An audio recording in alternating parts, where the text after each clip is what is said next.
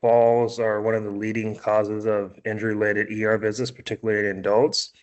And then prevention of those falls just starts with awareness to kind of prevent fractures and increase bone health overall. Yeah, so the three main risk factors for falls are one, environmental factors, your poor lighting, loose rugs or pets, your physical factors, so muscle weakness, poor balance, vision problems, and then your weather-related risks, so your ice, rain, or wet leaves that can cause falls.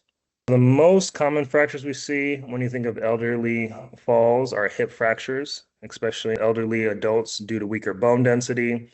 You can have wrist fractures, especially distal radius, and that comes from instinctively when you fall, you reach out to catch yourself. So we call that a foosh, fall on an outstretched hand, and that can lead to wrist fractures.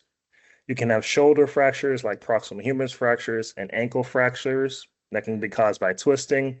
And then, of course, if you're elderly, have osteoporosis, you can have spine and pelvic fractures from a high impact falls. Unfortunately, an elderly patient over the age of 65 with a hip fracture has a 33% mortality rate, particularly if that fracture is not fixed within the first 48 hours. The big thing that makes the morbidity so high is it decreases their mobility. So once you have a hip fracture, you can't weight bear, you're sitting in the bed for 48 72 hours, which increase the risk of other complications, so ulcers, infections, you know DVTs, pulmonary embolism, things like that.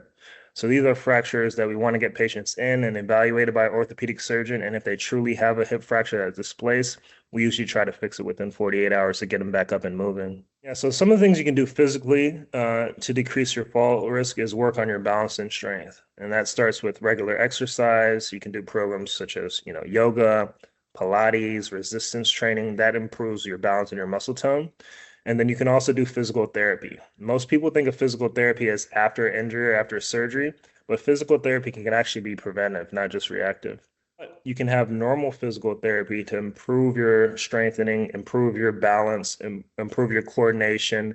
A lot of elderly people are using walkers or canes and they don't use them properly. So oftentimes a physical therapist can help with that as well. Bone density matters, especially for women that are post-menopause or men over 65. So adequate vitamin D and calcium is something to think about as well. Particularly if you're screened and you have low vitamin D or calcium, we want to recommend adequate calcium, which is usually around 1,000 to 1,200 milligrams a day, or vitamin D, which is usually 600 to 800 units a day.